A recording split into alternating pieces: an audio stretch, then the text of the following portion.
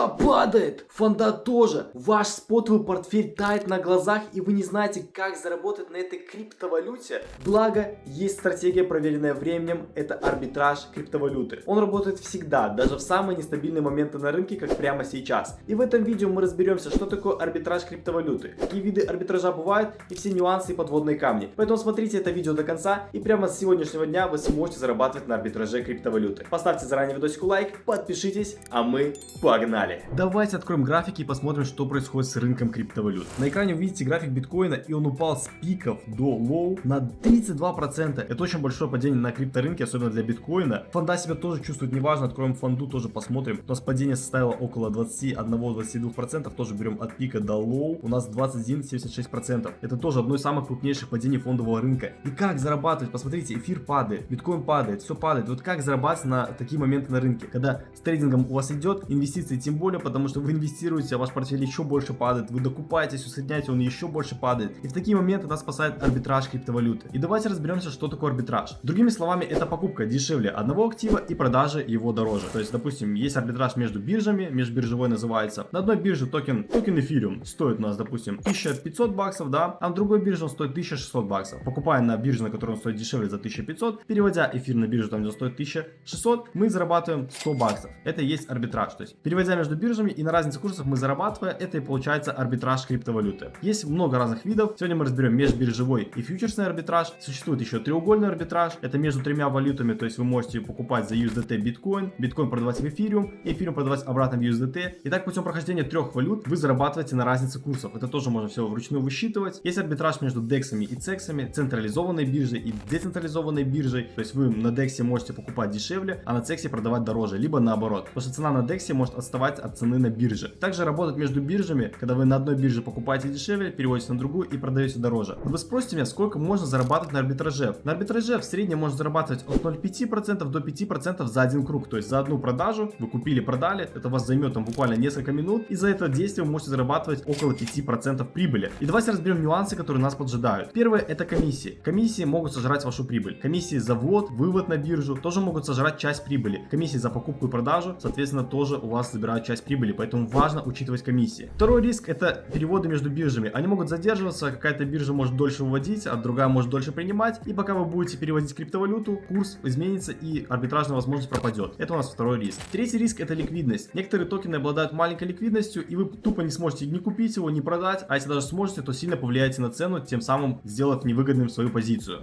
Еще есть такие риски, как скам биржи, но если вы пользуетесь топовыми биржами, на которые мы, конечно, ссылочки оставим в описании нашего YouTube канала, используйте эти биржи, потому что лично мы на них торгуем, и с ними всегда будет все хорошо, потому что это топовые биржи, которым пользуются все. Еще один из таких рисков — это как скам площадки. Есть много видео на YouTube, которые говорят: вот покупайте эфириум на бирже Bybit, переводите его там на новую супер площадку, топовая DEX или там CEX биржа, и там он стоит гораздо дороже. Допустим, вы на Bybit покупаете эфир за 1500, переводите туда, он там стоит 2000, вы продаете сразу 500 баксов, ложите в карман. Ребят, не верьте в эти сказки, это все скам. Какие-то новые непонятные платформы, куда вы можете переводить свою криптовалюту, они там могут и остаться ваши активы. Поэтому используйте только проверенные биржи. Так что же, как же зарабатывать и искать арбитражные возможности? В этом нам, конечно, поможет арбитраж сканер. По ссылочке в описании нашего профиля YouTube вы можете перейти на этот сайт, получить один день абсолютно бесплатно, а я вам покажу, как им пользоваться. Смотрите, мы заходим в арбитраж сканер, нажимаем арбитраж Products, арбитраж скринер. Здесь мы можем поставить настройки, которые нам нужны для того, чтобы искать арбитражные возможности. Лично я ставлю сумму минимально 500 баксов, минимальный профит 1%, максимальный 30%. Также можно выбрать биржи, на которых вы хотите арбитражить, и можно еще посмотреть расширенные настройки, но мы их разберем в других видео. Просто огромное количество арбитражных возможностей. По 27, по 12%, по 7, по 1, по 4. То есть вы сами видите, что в период нестабильности, когда у нас есть расхождение цен, появляется огромное количество арбитражных возможностей. Ими нужно обязательно пользоваться. Также обращайте внимание обязательно на вывод. То есть видите сеть вывода и ввода. Если тут ничего нету, то возможно вы не сможете просто задепозитить на биржу. Можете сами вручную проверить, зайти на Kraken, посмотреть, можете ли вы туда задепозитить данный вот токен SRM, чтобы заработать 27%. Это огромная прибыль, конечно же. И в такие вот моменты, когда появляются такие большие сделки с большой прибылью, нужно обязательно все проверять, потому что такие жесткие расхождения цен, обычно биржа закрывает вводы-выводы, либо эти расхождения цен очень быстро потом обратно возвращаются, потому что там, не знаю, был какой-то памп, у вас сделка появилась, и потом этот памп прошел, и сделка исчезла. Поэтому тоже внимательно смотрите, переходите вот, допустим, на MEX, на Kraken и смотрите, есть ли разница в цене, либо нету. Далее, опять же, как я говорил, про ввод и вывод, смотрите обязательно, чтобы депозит, вот видите, депозит тут недоступен, поэтому токен вот SLT, мы можем его вывести, но задепозитить мы не можем. Поэтому смотрите тоже на эти моменты, чтобы депозит и вывод был всегда открыты. Вот, допустим, токен Mavia, да, мы видим арбитражную возможность на 1% с одного круга. Далее мы смотрим депозит, вывод в эфириуме открыт, и также депозит в эфириуме тоже открыт. То есть эта сделка у нас может работать. Смотрите на комиссию, тут комиссия даже указывается сразу на сайте, то есть 3,66. И с учетом этой комиссии вы должны понимать, сколько вы можете заработать. Соответственно, если вы будете там крутить $100 и заработаете 1%, то вы уйдете в минус, потому что со $100 1% это $1. Поэтому если вы там крутите большую сумму, там 1000, 5000 долларов, 10 тысяч долларов, тогда да, вы сможете прокрутить и заработать профит. Также это важно учитывать комиссии при выводе. Об этом мы говорили чуть ранее в данном ролике. И это так называемый межбиржевой арбитраж между двумя биржами, где вы на одной бирже покупаете, на второй продаете. То есть на Мексе купили, на Кракен перевели, там продали. Максимально все просто. Также давайте в этом видео упомяну про спотовый и фьючерсный арбитраж. Выше вкладочка арбитраж Perpetuals, заходим сюда. Также можем указать здесь настройки, либо выбрать какой-нибудь фильтр из популярных. И здесь у нас тоже показываются арбитражные возможности. Что такое спот плюс фьючер арбитраж? В данном случае мы покупаем токен на споте, у нас оказывается Buy Exchange, биржа, на которой мы должны купить. Допустим, токен Кишу, у нас профит 1%. Мы на бирже OKX покупаем данный токен и на OKX фьючерсах его шортим, то есть расхождение цен есть, то есть на споте он стоит дешевле, а на фьючерсах он стоит дороже. И обычная цена на фьючерсах стремится к спотовой цене. Также еще важно учитывать фандинг, то есть за открытие шорта вы будете уплачивать фандинг. Каждые 8 часов, каждые 6 часов, в зависимости от того, как на бирже стоит фандинг, вы будете платить бирже комиссионные. Поэтому тоже важно учитывать, они часть профита у вас тоже забирают. В любом случае на арбитраж сканере сразу указывается общая прибыль с учетом фандинга, поэтому вы можете это не считать, за вас это все уже посчитано. Давайте посмотрим на токен Киша. У нас есть OKX биржа, вот тут вообще на 4% профит. Тут вообще сделка на 4% профита. Смотрите, на OKX заходим. И что мы видим? Мы видим, что на OKX цена данного токена куча нулей 124. Переходя на MEX, мы видим, что тут цена куча нулей 126. То есть у нас есть разница в ценах. И за счет этого мы можем купить токен на OKX и открыть фьючерс в шорт на MEX. Тем самым цена на фьючерсах постоянно стремится к цене на споте. И мы заработаем на этом. Чтобы правильно провести эту сделку, вы должны открывать на одну и ту же сумму. То есть если вы покупаете на $500 токен, то на $500 шортите без плеча. Можно использовать плечи, но это увеличивает ваш риск. И когда фьючерс стремится к спотовой цене, и когда он достигает ее, либо вы почти дошли и хотите заранее закрыть сделку, то вы должны закрывать одновременно и спотовую позицию, и фьючерсную. То есть спот продаете, фьючерс закрываете, разницу забираете себе в карман. Таким образом работает спот плюс фьючи арбитраж. Таким образом, арбитраж криптовалюты — это возможность зарабатывать даже на медвежьем рынке, либо в периоды неопределенности, когда все падает, либо жестко растет, вы не знаете, что вам делать,